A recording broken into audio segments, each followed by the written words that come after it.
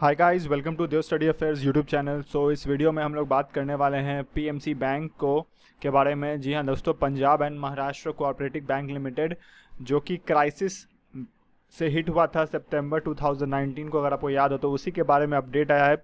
Update on PMC bank crisis June 2020। तो चलिए guys देखते हैं क्या है।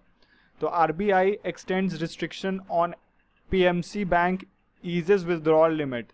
तो एक तो पहली बात तो रिस्ट्रिक्शन जो था इसका एक्सटेंड किया गया है और विथड्रॉल लिमिट को भी थोड़ा उसमें छूट दी गई है। तो देखते हैं क्या है।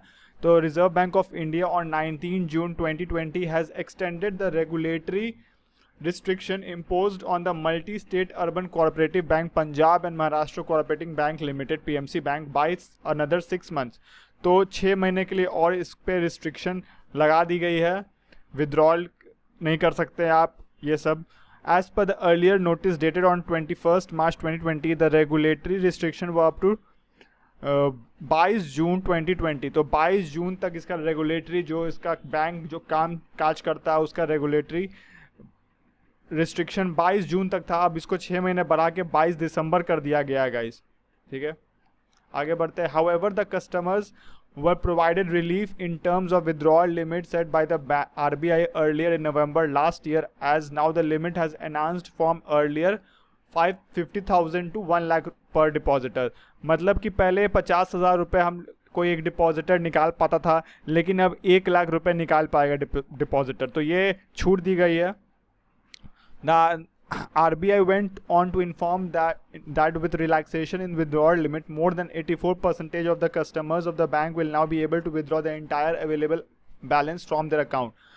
तो इस छूट के कारण 84% जो भी उपभोक्ता थे, कस्टमर्स थे, वो अपने सारे पैसे निकाल सकते हैं इस बैंक से।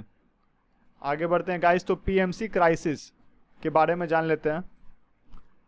Restrictions were imposed by the RBI on PMC Bank in the month of September last year under the Section 35A of the Banking Regulation Act 1949. The curbs imposed by the RBI also limited the bank customers' withdrawal limit to ₹1,000 per depositor from 24th September 2019 onwards, later which was increased gradually to 25,000, now increased to 1 lakh। मतलब कि इसका क्या कहने का मतलब है कि जो रिस्ट्रिक्शन लगा था आरबीआई के द्वारा पीएमसी बैंक पे, तो उसका कस्टमर विड्रॉल लिमिट को पहले 1000 किया गया था अर्ली सितंबर 24 के, फिर उसको धीरे धीरे बढ़ा दिया गया। 10,000 भी हुआ, 25,000 हुआ और अभी करेंटली 1 लाख हो चुका है।